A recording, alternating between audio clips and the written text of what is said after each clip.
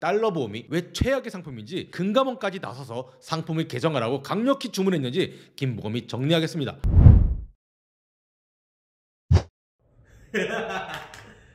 자, 갑니다. 안녕하세요. 보험전문기자 김순동 기자의 보험검색 김보검입니다. 지난 1월 김보검 첫 촬영에서 저라면 절대로 달러종신보험에 가입하지 않겠다고 강조했었습니다. 즉 삼성생명 달러종신보험은 가성비가 매우 좋지 않은 상품임을 알 수 있습니다. 만약 저라면 이 상품에 선택하지 않을 것입니다. 전 정말 달러종신보험이 최악의 종신보험 중 하나라고 생각합니다. 만약 가입한 지 1개월 이내라면 반드시 청약 처리하라고 말씀을 드렸었고 3개월 이내라면 품질 보증 해지 방법도 알려드렸습니다. 투자 상품으로 설명을 듣고 가입했다면 불안전 판매 가능성이 매우 높습니다. 달러종신보험은 매트라이프 생명이 가장 많이 판매하고 있죠. 매트라이프의 주력 상품이라고 해도 과언이 아닙니다. 그리고 프루덴셜 생명, AIA 생명, ABL 생명 등 외국계 보험사들이 주로 판매했었습니다. 지난해 말에는 업계 1위인 삼성생명도 판매를 시작했죠. 그러자 한화생명, 교보생명 같은 국내 대형사들도 달러종신보험 판매를 검토했었습니다. 그런데 결론부터 말씀드리면 달러보험이 퇴출 위기입니다. 금융산업의 경찰이라고 할 수 있는 금융감독원이 달러종신보험의 상품을 대폭 개정하라는 내용의 공문을 일성보험사에 발송했기 때문입니다. 그런데 금감원이 공문을 통해서 주문한 내용을 보면 현실적으로 반영하기가 매우 어려운 내용입니다. 결국 그간 달러보험을 판매해온 보험사들은 더 이상 판매가 힘들어질 것으로 보입니다.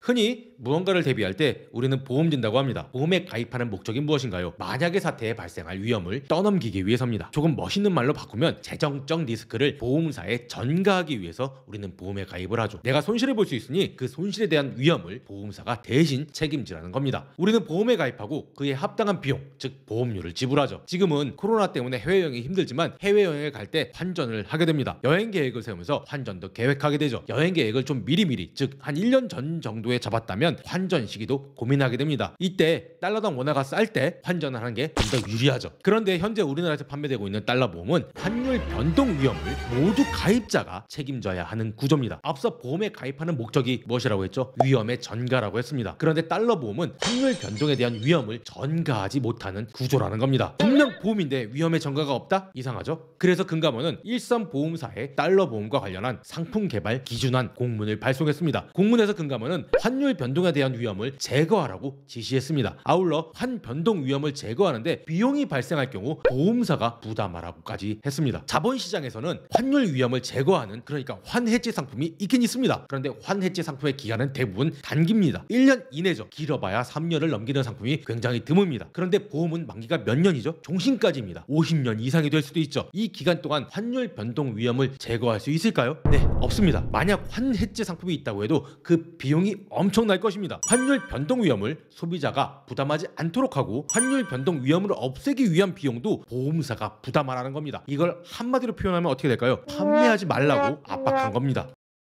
금감원은 보험사에 공문을 보내서 상품을 개정하라고 지시한 동시에 향후 새로운 달러 보험을 개발하거나 판매하려면 사전에 신고하라는 내용까지 언론을 통해 알렸습니다. 아무리 금융당국이라고 해도 판매하려는 상품까지 죄다 통제할 수는 없습니다. 이에 금감원은 새로운 위험률을 적용한 신상품 보험에만 사전 검토를 합니다. 판매 여부를 승인하기 위해서죠. 이 과정을 사전 신고제라고 합니다. 그런데 달러 보험은 새로운 위험을 적용하지 않는 상품이죠. 그럼에도 사전 신고제를 진행하겠다는 겁니다. 이유가 뭘까요? 왜 이렇게 하죠? 사전 신고하면 금감원이 판매할 수 있도록 할까요? 아마 아닐 겁니다. 환해지 방법, 그러니까 환율 변동 위험을 제거했는지 보겠다는 겁니다. 그런데 제가 앞서 뭐라고 했죠? 초장기 상품인 보험에 환해지가 가능하다고 했나요? 아마 쉽지 않다고 말씀드렸죠. 사전 신고제를 진행하겠다고 하는 의미도 달러 보험 신상품을 내놓지 못하도록 하겠다는 의미입니다.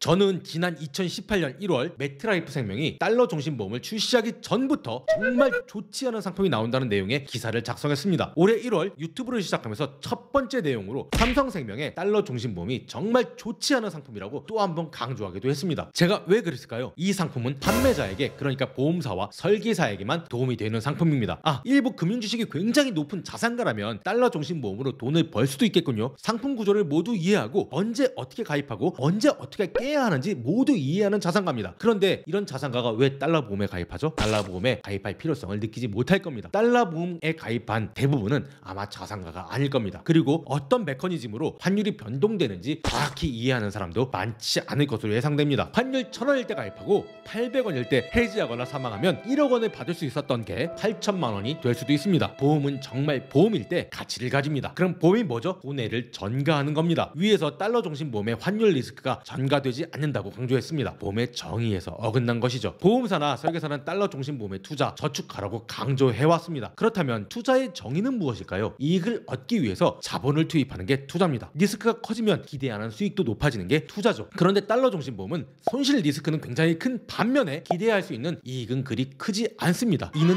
투자의 정의에서도 삐걱이는 거죠. 저축의 정의는 무엇일까요? 절약하여 모아둠입니다. 모아두는 것에 손실이 발생하나요? 예적금 가입 후 손실 발생 가능성이 있나요? 그런데 달러 중심 보험은 원금 손실 위험이 있습니다. 저축의 정의에서도 맞지 않는 거죠. 그럼 대체 이 상품 뭔가요? 대체 정체가 뭔가요?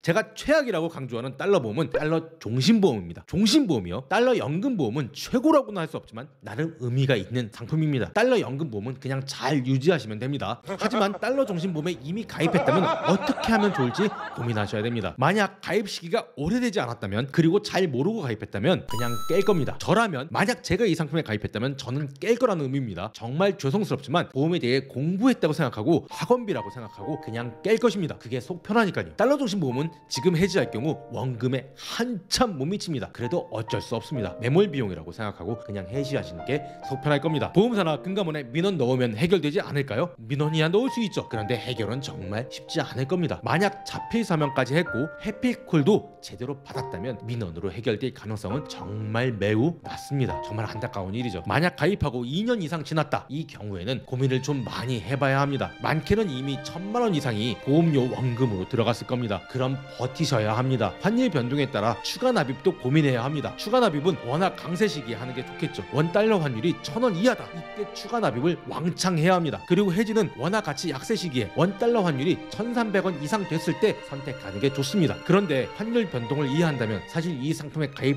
안 했겠죠. 그냥 만기까지 버티시는 게 어쩔 수 없는 방법이긴 하지만 최선일 것 같습니다. 정말 어쩔 수가 없습니다. 해지하게 되면 손실이 굉장히 큽니다. 정말 보험은 가입은 신중해야 하고 해지는 더 신중해야 합니다. 가입 목적에 맞게 지대로 가입해야 합니다. 정말 강조드립니다. 저 김보검은 소비자분들이 현명하게 보험을 선택하고 활용할 수 있도록 보험업계의 주요 상품과 이슈에 대해서 알기 쉽게 정리해드립니다. 현명한 보험 가입과 활용 방법에 대해서 상담을 원하시거나 교육을 원하시는 분은 아래의 이메일로 문의주세요. 또 보험에 관련된 제보를 주시거나 궁금한 점이 있을 때도 김보검을 찾아주세요. 오늘 영상이 도움이 되셨다면 아래의 좋아요와 구독 버튼을 눌러주시기 바랍니다. 감사합니다.